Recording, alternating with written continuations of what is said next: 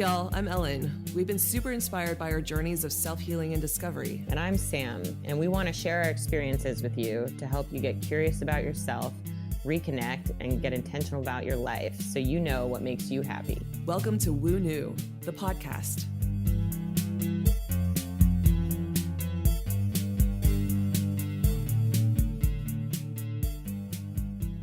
Hey y'all, welcome back to Woo New. Today we have an exciting interview with Andrea Valencia, who is a licensed acupuncturist, herbalist, and yoga instructor.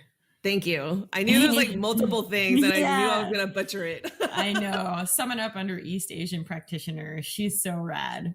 She's awesome. Both Sam and I have had opportunities to go to separate workshops. Solstice workshops, but they're not all solstices, right? Well, the one that I went to was specifically around the fall equinox. Yeah. And then I went to the winter solstice. Yeah. And then I think she's going to have one in the spring too, right? Yeah. She does them every quarter. I mean, she's so amazing. I am kind of obsessed with this mix of acupuncture and herbal medicine and like yoga and body movement and qigong that she does. I think it's so cool. Yeah. And the thing that struck me about her too was that her background as a dancer going into yoga, just like having that movement background makes her practice so unique to a lot of other acupuncturists that I've seen before. And, you know, it's just a really interesting combo that really finds its way into her practice. She's so inspirational and I can't recommend her enough. I think what she does is very cool, and she offers such a unique perspective on having a relationship with your body and rebuilding a relationship with your body, especially around traditional Chinese medicine and the seasons and Ayurvedic healing. I mean, the whole thing. I'm starting to recognize that this getting reconnected with your body has become a very top of mind theme of 2020 for me personally. Yeah. And so I don't think these interviews are coincidental by any means. I know. It's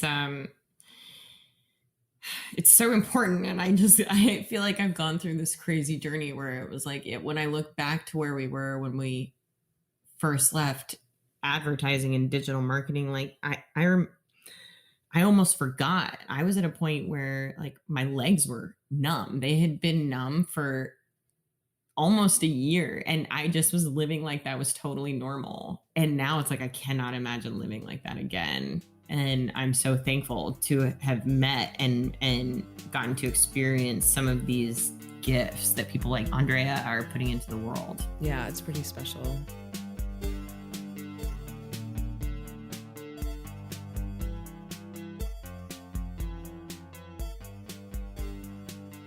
So for anyone who's unfamiliar with East Asian medicine, maybe you can tell us a little bit about how you found it and what inspired you to get involved and start practicing.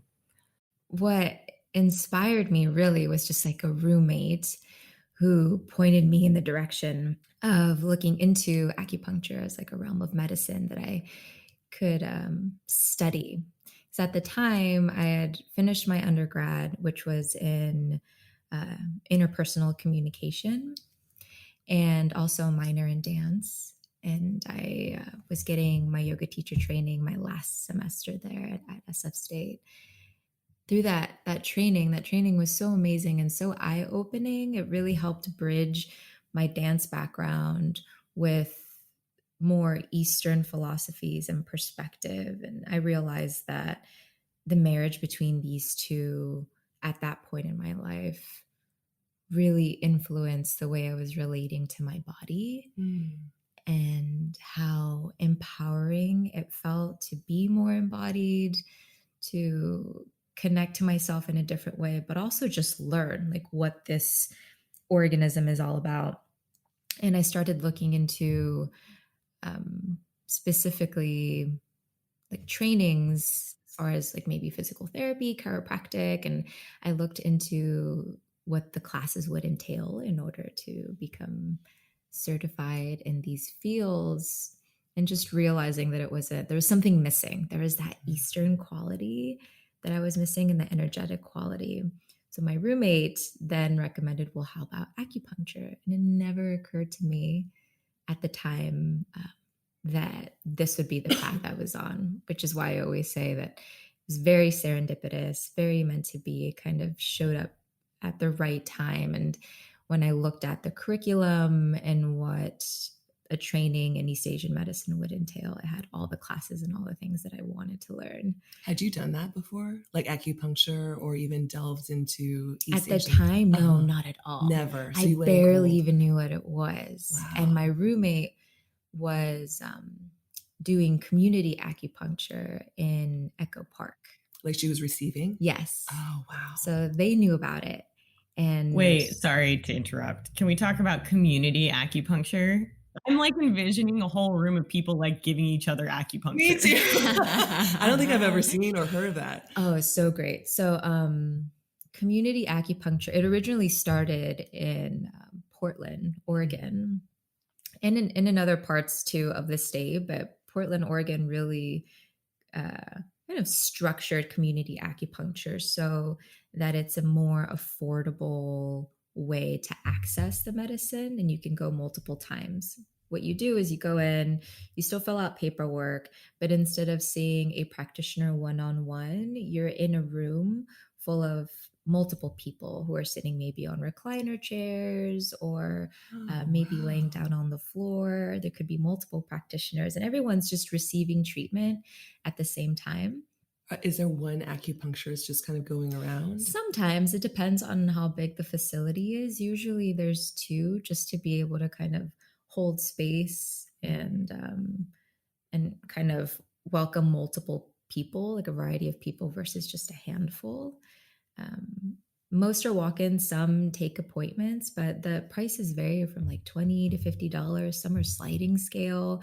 So as an option for people, which I think is so important, these spaces really, really value accessibility, because ideally when you come into the medicine and you're working with a practitioner, any practitioner, you have a treatment plan coming once a week, maybe twice a week. So these community acupuncture spaces make it feel really accessible for someone to take care of themselves.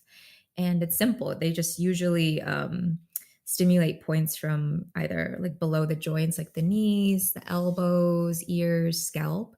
So you don't have to get undressed. Oh, wow. You just walk in, roll up your sleeves. I love that. Yeah, I'm going to start doing that soon. Oh my gosh. That's so cool. Yeah. Yeah. It's like, it's the accessibility, especially. I just feel like Sam and I have talked a lot about these alternative therapies being, I mean, it could get really pricey. It can. A lot of this stuff can get really Yeah. pricey. So that's wonderful as an option. It is. Yeah. And I highly recommend everyone just go and at least try it out. Even if you feel like your body get a bug and your body gets sick, just, hop in if it's feels right and like a good timing. Mm-hmm. Yeah. That's cool. Yeah. So sorry, we interrupted you. I know. Community acupuncture is like a great way to like pit stop for a second and focus on that. So going back at the time when I had really first heard about acupuncture, I knew what it was, but really had no idea or any experience having received that form of medicine. And once I realized, okay, this is something I want to study, I started looking for assistant positions in different clinics or wellness spaces. And I finally came across Golden Folk Wellness in Silver Lake, which is where I work now. At the time, I went in and I was the assistant to the owner, Sonia Schwartz. And I just wanted to see, and what the space would be like, what working or being an acupuncturist look like. And after a year of working with her, also receiving treatments and her giving me books and things to read and satisfying some of my curiosities, I realized like, yes, this is exactly what I want. And I looked for schools, and that's when I headed up to Portland, Oregon, specifically to get my training up there. Wow. That's really incredible. Like there must have been something on an intuitive or gut level that you just connected with immediately that kind of got you tuned there. Yeah, I've always felt, for whatever reason, I've always felt very fortunate because most of the things that I've come across in my life, whether it was dance or yoga or even studying interpersonal communications, I've always done it with this level of like, oh, my heart really wants to learn this for whatever reason. So why not? Yeah. And fortunately, I've always felt supported by my life, by my people around me, and my community to be like, yeah, go for it. Let's see what happens. And it's been a really great journey so far. So rad. Yeah, I feel very, very blessed in that way. Was there something going on in your own life though at the time that just kind of, I don't know, that maybe you wanted to heal or that was kind of calling to you from like a,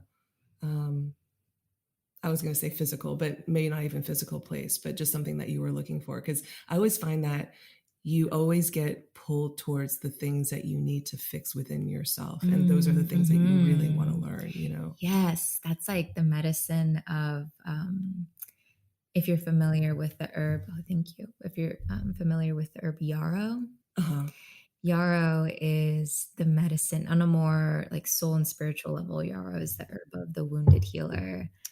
And that goes with, Chiron, like the archetype of someone who is almost masters their own wound. And in the curiosity and learning of their own wound, they learn how to heal that wound, but also just in general heal, but everyone's very, like their own special medicine is particular to them. So I would say yes, just based off of reflecting on that. I think at the time because I was focusing so much on my body, and that felt very nourished with the physical practices that I was doing.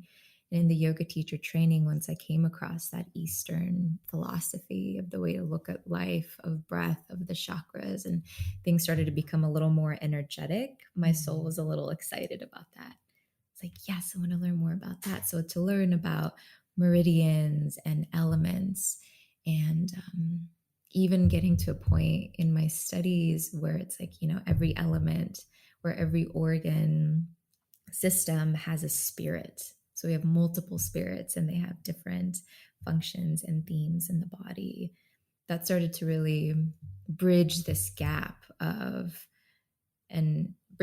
but also feel more rounded, where I was getting physically satisfied and then at school intellectually satisfied. There was still like, there's the mind, body, and the spirit realm, I think at the time was met when I came across acupuncture and East Asian medicine. That's such a cool way of explaining it, like that we have multiple spirits. I've never heard it said that way, but it makes so much sense. Yeah. There's the, and in, I think the Western lens, we have one spirit, which there is one spirit that encompasses all of them in East Asian medicine. It's called Shen. But then there's also, so it's like the capital Shen and then the small Shen, which is governed by the heart, and that has its own functions, and the fire element, and then the wood element, which is like springtime, has its own, and even the metal element, which is autumn, has its own. And through my Qigong instructor, who would always have lectures after our practice, it blew my mind to know that even within one spirit, like the Po, which is the corporeal soul associated to autumn time, that within itself has 7 spirits. Oh, wow. What? Okay, like I know nothing, which is what's really fun about this medicine, or at least you have to learn, like remind yourself how fun it is, because of course, like anything, the more you learn, the more you realize you don't know. Yeah. And it's like a rabbit hole. Yes, forever. Endless rabbit hole. Yeah, student forever. Can you kind of break down the elements for us? Yes. Just for people who are listening who have never heard of this idea of the elements. And the element system. Yeah. So in East Asian medicine specifically, there's 5 elements. um, which is similar, very similar to the four element system that we're used to here on the West. But the fifth, having five to them, numerology wise, adds a layer of change. Mm. Where four is very stable, Mhm. right? It's very static. Five can be more dynamic. So it's constantly evolving. And that's sort of the emphasis on there being five elements versus four. Got it. Mm. Four is like the legs of a table. It's very Yes. foundational. Yes. Like, yeah, stable. Okay, sturdy. Very Gotcha. like an earth number, right? Stable, grounded, rooted. Mhm. But in order to have life, you need a catalyst. You need something to change and to ebb and flow and constantly contract. That's cool. So the beginning, I would probably start with the element that's like the beginning and the end, which is water, and that's winter. So winter season, the water element. And with each element, we have different associations. So, for example, the water element is associated with the kidney and the bladder meridians and officials. I could say organs, but when I say organ, it's very common to think of the anatomical structure.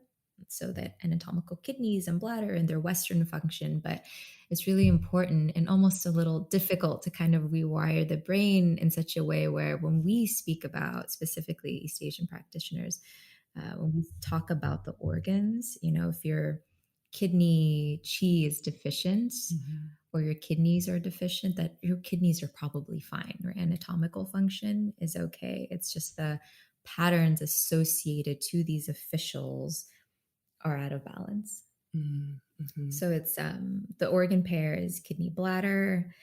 The themes are more introspection, right? Coming in. It's when all the leaves have already fallen, things are bare, cold. It's a time for reflection and to contemplate and dream about where you want to go next, which leads into spring, the wood element. And not meaning literally wood as in trees, but wood element rules the plant kingdom. So grass, flowers, everything that grows back in spring. And that's supposed to signify our autonomy, our sense of self, who we are, what we stand for, what we act for. It's a very spring quality, and the officials associated to that are the liver, gallbladder. Is it willpower? Willpower is more water. Okay. Yeah. In that, the will to live when everything is there. And spring is more about the push, right? The action. Water's more about the dreaming. Spring is more about the action of actually already in the process of doing something. And water's that slight, like right before, like, okay, something needs to happen.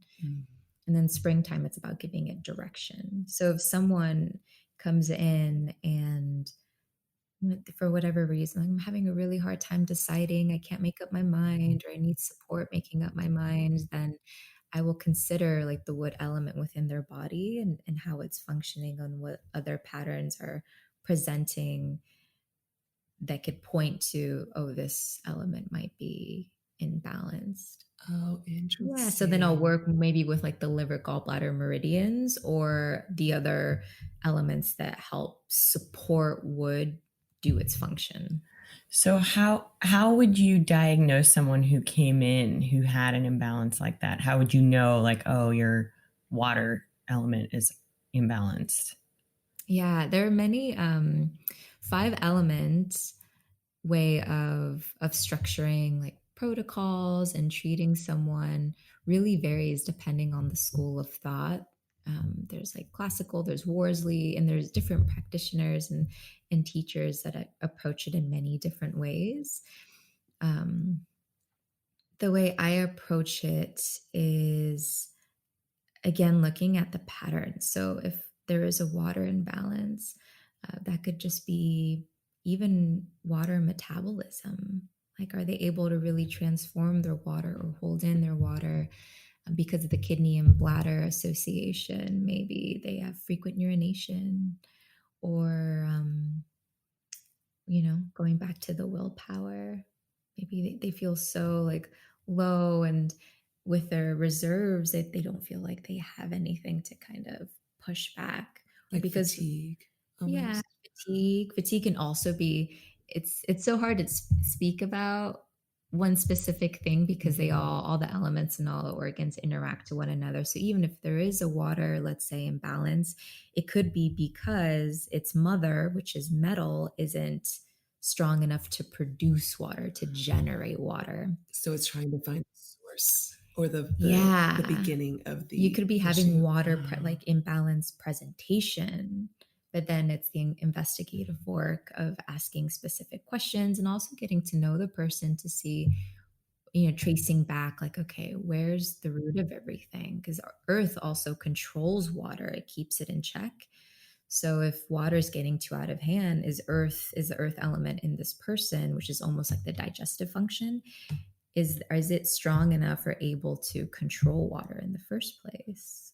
oh, And because fascinating. water controls fire, maybe fire is so um like it's in excess that it's draining the water and it's depleting. So there's just so many ways that it can interact. To isolate one makes it easy to talk about, but Mhm. difficult to understand the complexity within the interaction between all of them together. How do you know where to start with something like that? If one thing is off and it's affecting all of the other elements in somebody's body, it's almost like essentially you could start treating them in any of those areas, like, so how do you pinpoint where you want to begin with clients? Yeah. I think it's a matter of being in the room with them and hearing what they're saying. A lot of the times I'll come in with an idea, like for example, I'm like, okay, I'm going to start with their, fire element. We're going to go from there. That's really affecting water. Um, and I was just talking to my colleague about this the other day, where I'll go in with a plan, but as soon as I start touching their body or using some points, other points will start talking to me.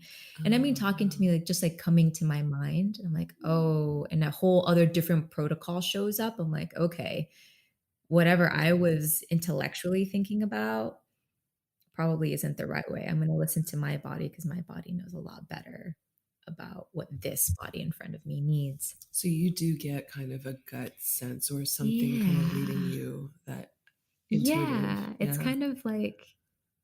Um it's kind of like dancing. You dance for so long or you learn a piece of choreography, and when you first learn it, it feels a little more mechanical, and the more and more and more that you do it, whether it's like meditation, dance, a qigong practice, the more and more you do it, all of a sudden you in it, and it becomes Mhm. more, you're not thinking about it as much. You're You're in the just yeah, you're flow. in the flow, you're feeling through it. There's nothing to think about. You're Mhm. connected in that way. It's sort of how I think about it. So sometimes I could even have a plan, and as long as I'm open to things being more aligned at that moment for that person in their treatment, something else may come through. But I think more importantly, it's just it's very scientific in that, like, okay, this is my hypothesis for what's happening. Let's see. And that's sort of what the treatment plans are usually about. Like, I want to see you once a week for 4 to 6 weeks, and this is what we're going to focus on. We're going to come back and reconnect. If we realize that this isn't helping, then let's try something else. You Mhm. know. So it's also about trying to navigate that by starting at like your best, most educated start, and then from there continuing and being very attentive to how the body responds. Being like, okay, now I'm getting more, instead of fiery stuff, now I'm getting more like earth stuff that's showing up. Mm. Interesting. And just continue to be curious and peeling away those layers. That's what's so beautiful and what I love so much about the work in this medicine that I do. Because it's so much about peeling the layers off and not just getting to know the person. And the more I know the person, the more I'm able to see what's going on. Um, But it is that connection. You have to connect in order to know, whether it's to their pulse, to their tongue, or their story. Yeah. For something like that, that's like the common cold or the flu, or something that's like more, I don't want to say standard, but like, you know, you come in and you have all the symptoms of like a cold or a flu, Right. and you kind of know generally what is going on in the body. Are there certain protocols that are just set for diseases or illnesses that have kind of like you kind of identify exactly what it is? Yeah, that is a great question. And I'd say yes and no. Yes, to speak to the way that we're often trained in a school system where you have to take boards. So you have to have like this level of understanding that these points satisfy. Like if, if someone comes in with a cold, you're going to use, let's say these 3 specific points, because these points help expel the exterior. So whatever is trying to invade in can be let out. But there's so many methods and different forms of practicing the medicine where they're like protocols. What are protocols? No, I just use the balance method, or I use 5 elements. And, you kind of start to throw away those textbook, the more you practice those textbook answers of how it should be. And you really just start to tune into what's going on in front of you. But yeah, there are like a standard base, and everyone navigates those and practices with them differently, whether with their training they choose to utilize them or not. I just went to like a new type of breath work. It was new to me, like yesterday, and it actually caused me to completely rethink the way I approach breath work now, and I'm in the process of almost kind of like coming up with a different approach to it, because I feel like my connection to it has changed because of this experience, and I now see what's actually possible because I've experienced it myself. And and it's almost like your knowledge and your exploration into all these different areas just widens your like paint palette, and you could kind of like start becoming really creative with how you problem solve. Yes. And I think that's so important to have different tools. I think so. There are 2 things that I wanted to bring up in that. I think a lot of people can view this medicine for having so many different ways to approaching it as well, then it's placebo then. If there's really no right way to perform it, or if it can be very exploratory, and then maybe it's not as helpful or validating as we're claiming it to be. But I almost think of it as specialties. Like you have Western medicine, and within the realm of Western medicine, you have neurologists, you have cardiologists, but they're still practicing Western medicine. They're just very focused in specific forms of it. So that's exactly what it's like in East Asian medicine as well. And I think it's so important to have, and to investigate and to go see and learn about different methods and forms of practicing, because the people that you meet aren't always going to be on that 5 element level or want to be supported from a spiritual level. Maybe they're just looking for a physical treatment. You can't really force a specific kind of medicine on anyone, because then the body won't receive it at all. They have to be ready. I think it's really important to have all these different perspectives and all these tools to really meet people where they're at. I think that's so important when it comes to everyone's individual journey through healing. Yeah, that makes a lot of sense too. It's a much more feminine way of like approaching things too, versus the more masculine kind of forcing things to kind of happen. Yeah. Do people kind of come to see you for more spiritual and energetic kind of work? Yeah, I think that question I've been really thinking about that a lot. because my teachers would always say, there will be very specific people that gravitate towards you. Mm-hmm. So even if, at the time when we were in school, if we didn't know our niche or a specialty, then we will learn what it is because of just the people that we get. And I have found that in my practice, I definitely see people that come in with neck and shoulder issues, low back pain or knee pain.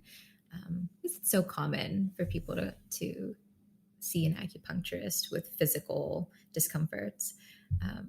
And I love working on the body because of my background in being in my own body.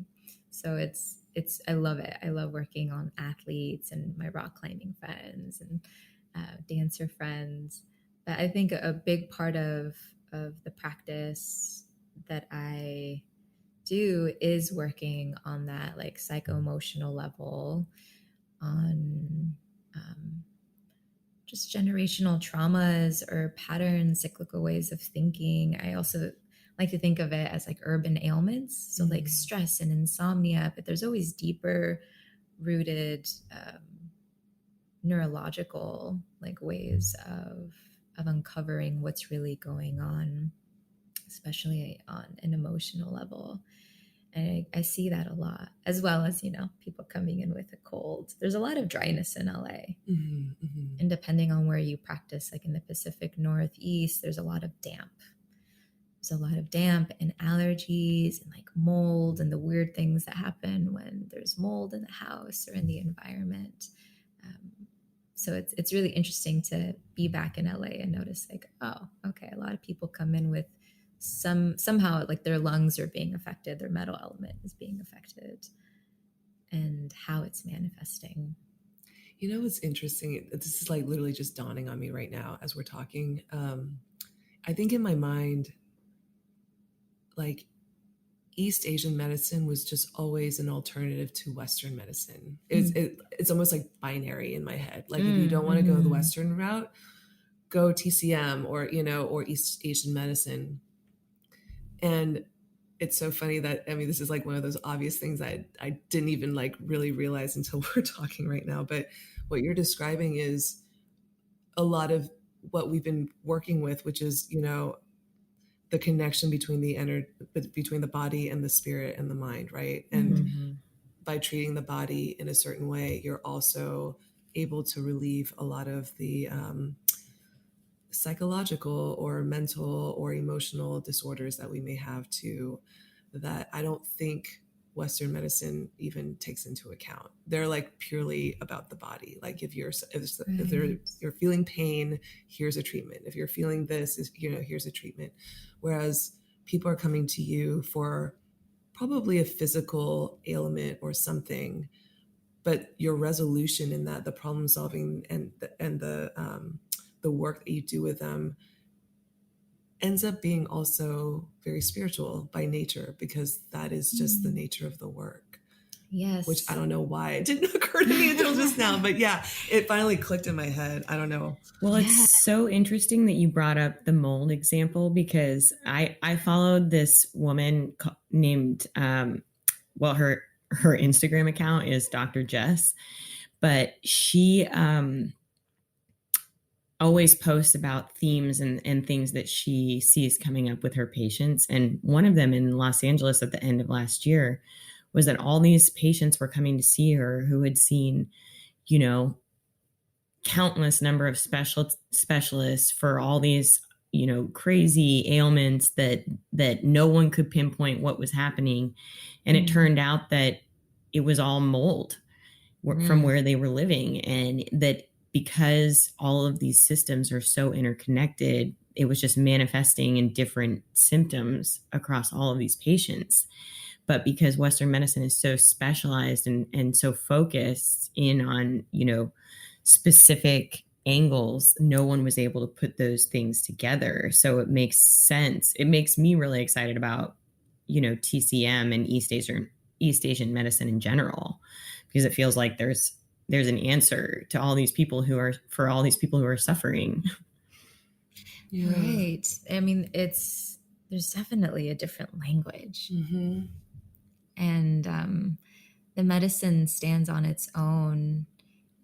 People always try to say, well, how does East Asian medicine fit in the Western model or the Western, just Western medicine in general? And it's like, you just can't. Like, they are Totally divergent. they're very separate systems. I was having dinner with a friend last night who is trying to learn Mandarin, and he was saying how hard it is because, if you learn one of the Latin languages, it all, French, Spanish, even Portuguese in some respects, like it's all rooted in like a similar dialect. But for Mandarin, like, China was so closed off for such a long time.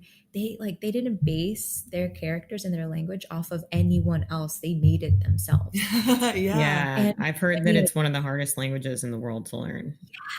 Yeah. But it's so beautiful because it's another thing that one of my teachers at my program, Greg Livingston, he specifically studied this medicine in China. And a lot of our Chinese teachers would always tell us, like, if you really want to learn the medicine, you have to know the culture, because it would make so much sense. Like, even just looking at the characters, of acupuncture, it's acupuncture and moxa, or the characters of yin and yang, like the shady side of the mountain, the sunny side of the mountain.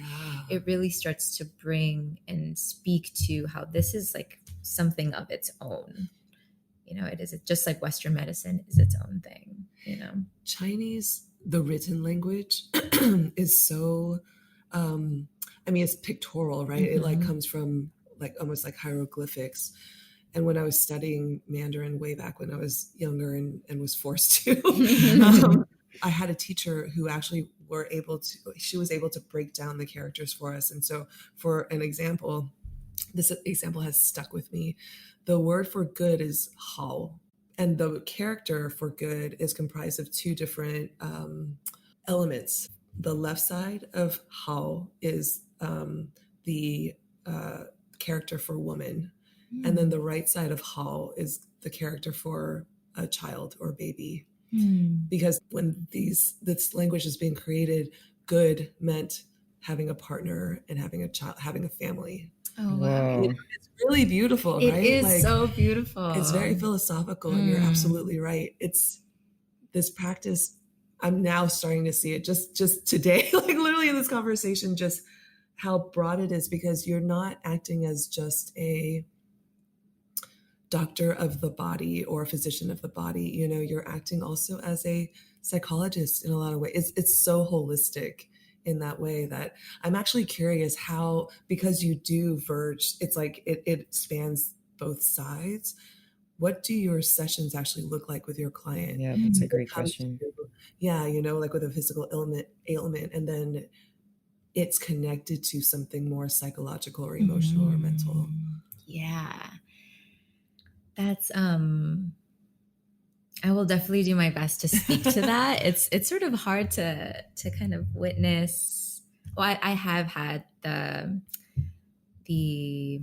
privilege of having someone witness me, my supervisors, at the school. And I will say that they would mention just feedback that they would give me. And I think it has a lot to do with my background in learning communication, not communications, which is like the media and all that different stuff. But specifically like studying communication and rhetoric and breaking down the way that we communicate about age, sex, gender in our society. I think really having that background just really strengthened the way that I can hold space for people in the treatment room. That's not a coincidence. Not. And it's just so, this path has been so awesome. And, some of my colleagues like totally majored in biology and kinesiology. And for a while I felt like, man, why didn't I do that? Or I would be a lot smarter if I did. But I think my intelligence comes in a very different way. So I think it's just investigating. And I really look at people, I think I really listen, and I just love listening. I'll let people talk, and I'll ask very specific questions. Any like Freudian slips or things that they might say, like, wait a minute, can we go back to that? What did you mean when you said that? Just the way I grew up and the family I grew up in, and the way I like to navigate my world, I feel very just attentive to the way people look like when they talk, what their bodies are doing. Mm-hmm. Someone's telling me that they're coming in with, let's say, heart palpitations, and their story has something to do with, my dad is also sick and they had a heart attack the other day, and I can't go visit them because whatever the case may be. And as they're talking, I see them start to just slouch and cave their chest inward, maybe even hold their chest as they're talking. Like, this is really affecting that space for them. And based off of that observation, I will also try to see, am I right? Or am I just making things up? Are my observations, do they have a basis within this person? So I'll navigate it in that way as well. Really listening to the body and observing it, and also the language, the things that they say. Wow. Yeah. Has anybody come to see you almost from the reverse side, like they are suffering from depression or something, and it's something that is related to a stuck energy or something in the body? So almost kind of coming to you for instead of coming to me for like physical discomfort, they come. Yeah, I see people that come in with anxiousness all the time, and it is becoming very prevalent, I think, not only in the city, in Los Angeles, but in a lot of places. And it becomes really intriguing to notice what that's rooted in, and how it's manifesting. Some people feel it in their chest, some people feel it in their shoulders, some people get headaches when that happens, or a shakiness. And I work very much on visuals. I have a visual learning style and very kinesthetic. So when people come in and they're like, oh, I'm just feeling very anxious, and I'll ask questions like, well, where does that live in your body? When you get anxious, where do you feel it? Where do you notice it most? Sometimes they don't know, and that becomes homework. And so that then it's like a part of my practice is also trying to get people into their bodies. Connecting. Oh, wow. Yeah, and it becomes very empowering. And then they can also approach their own healing in a very different way when they start to connect to themselves and then work with someone else. So I'd ask them, where does it live in their body? Or even like, what's the weather like? What does it look like? Is it really bright? Like, does the anxiety feel like it's just really bright outside? Does it feel windy? Is there static in the air? Okay. Oh, wow. So that's a cool metaphor. It is. And I'm curious if I feel like I know the answer to this, but I'm like imagining myself in that situation like 2 years ago, when I was in the midst of my like stressed out like state at work. And I don't know if I would, because I was so disconnected from my body. And I feel like to some degree I still am, I'm trying to find that connection again. But I don't know if I would be able to answer that. Like I'm curious how you work with your clients to be able to get them to articulate it. Yeah. And to like really recognize that inside of their bodies. Yeah. I think it also depends on them too. Some people don't communicate like that. So when they tell you they're feeling anxious, they feel it in their chest. Okay, is it shortness of breath? Do you also start to, what else starts to happen? And so some people really can lean towards that more visual, maybe poetic. It's like reading the room. You kind of read the room. And again, always meeting people where they're at. Sometimes I can tell that someone is willing to go there, just maybe not with the same language, and that's okay. They don't need to use that same language. And most importantly, I think I just try to help give examples. Like, okay, that's fine. You don't know where it is today. something to think about, and next time when I see you, if you can, within now until next week, just try to notice, like, how many times do you feel anxious during a day or during a week? And that also becomes important in tracking how well the treatments are settling in, right? Because if you start to notice, like, oh, I feel anxious at least 3 times a day, but since I started getting treatment or taking the herbal formulas, like, oh, I only feel anxious once a day. Okay, great. Let's continue. So we're going on this, like, a good and productive route. Hopefully it ends up becoming like once every other day, maybe once a week. But within that is also integrating how to best navigate anxious feelings once they come up, right? And notice that they are happening, and what can you do once they arrive. It's very common. It's not, I wouldn't say it's a disease per se. It's almost normal. These are just feelings. So how can we develop a different narrative and relationship to them? And so we start to play with that idea. And also, if some people, for example, if they come in and they like, movement makes them feel better, then I offer certain, like, very specific yoga poses or qigong forms or breathing techniques, like, do this once a day or do that. And also, depending if, like, a part of the anxiousness is coming maybe from a constraint of lung qi, okay, then breathe or move your chest, do some heart openers, types of things. And incorporating that as well, since that's just something that's a part of me and that I have to offer. Yeah. That's awesome. I really want to come see you. I know. And I feel like integrating the movement is such a key part of it, because, that is the first step in so many cases to starting to reconnect with your body and build a different relationship to those feelings of stress or anxiety or, whatever the ailment might be. It's a really, really amazing combination. Yeah. Yes. And what you just said, Sam, like, really brings it back to how I even got here in the first place. Because I had it wasn't until I found acupuncture that I was ready for more of, right, that, like, kind of soul nourishment.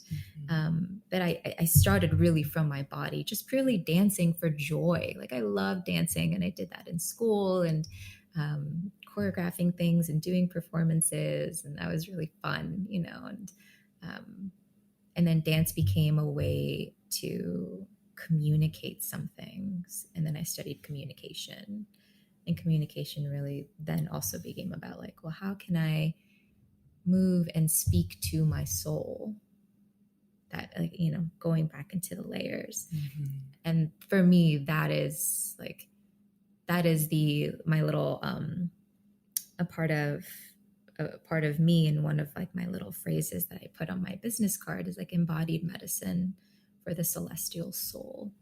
I love that. That's where it starts. Once you become more embodied and more into your body, then things start to expand, and you start to notice how big it is, how big you are. And also just that we are, in the end, a vessel that's just containing a collection of patterns.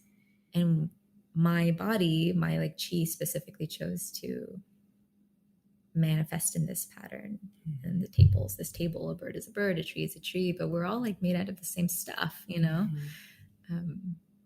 so I just really think, like, the medicine is also very based in that, just inner studying, but studying from the basis of we're children of this earth. So studying earth, studying the elements and the physics of what it means to be here will also teach us a lot about ourselves. I love what you're saying, because when I look at you and just what your unique offering is, mixing all these, it's like basically Andrea in offering form, the body, the movement, the acupuncture and the East Asian, philosophies and perspectives and all that stuff. I mean, this is a very different offering than, let's say, the person I go to receive my acupuncture and my herbal teas, who is working with me on just fertility. And, you know, I'm not engaging with that person in any sort of way where I'm receiving anything emotional or you know, I think the things that are happening within my body are shifting, but it's like there's no movement. I'm laying there, you know, like there's no talk, you know, and like, I don't know, it just makes me realize that what you specifically offer in your practice is so unique. Yeah, it's really special. And it's very, very powerful, you know? And it completely, no, it's like, it's really like, it just supports everything that we've been seeing in every interview we have with different healers, therapists, whatnot.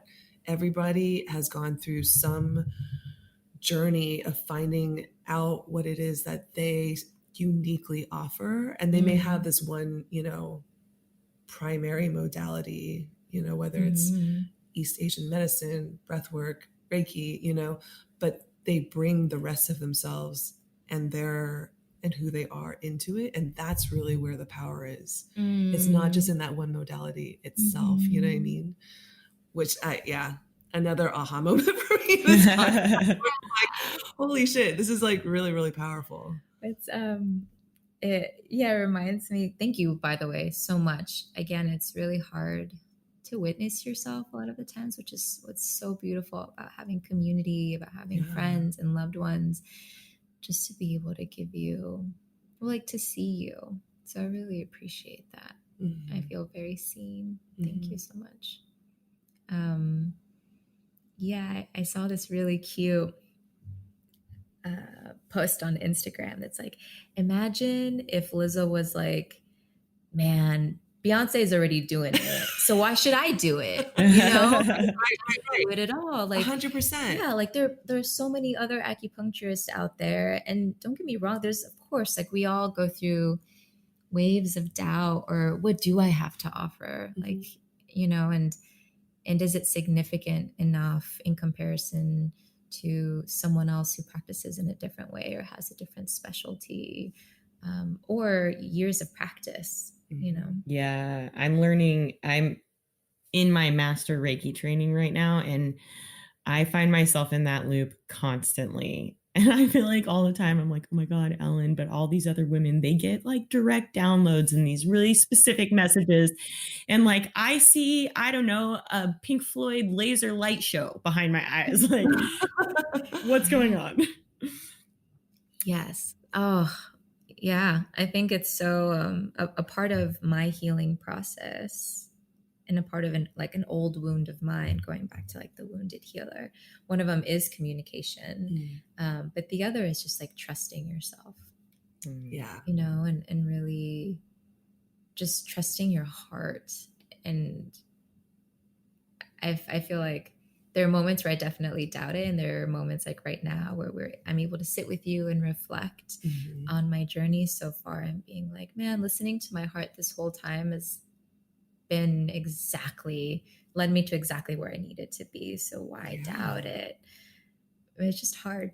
Yeah, it's really hard because you're kind of in the dark, sort of navigating, and you don't know exactly if you're on the right path or not. And and I think we're kind of designed in a weird way to focus on the lack, because it's protective, you know, like it helps us like get the things that we need if we realize like the things that we don't have per se. But and we're conditioned on top of that to believe that we have to, like, that your self-worth or your worth in general has to be earned and proven. Yes. That is my wound for sure. Like I am working through that shit hard. Yeah. But it's really beautiful when you have these checkpoints. And I think that is part of the process of learning and healing, right? Is to reflect and acknowledge how far you've come, and see those like little breadcrumbs that have now sort of become this connected, beautiful mess of something that actually has a lot of value and meaning to others, you know, as well as yourself. Yes. And gives you the sort of basis for your offering. Yeah, well, and gives me the privilege, like just to even be a part of people's journey and just to hear them. Like it's so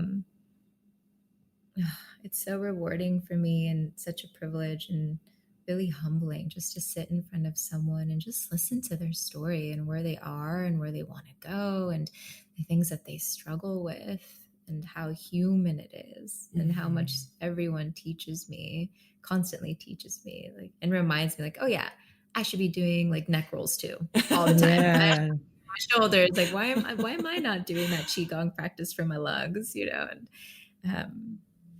just reminding me as well. And there are beautiful moments in the room where I feel like it is so mutual, like the teaching and learning. Yeah, it just sort of goes beyond the simple practice of being just like a black and white practitioner. Yeah, to me. And a one-way sort of thing where yeah, that's really, really special. It really is. Yeah. So where can people find you? Yeah.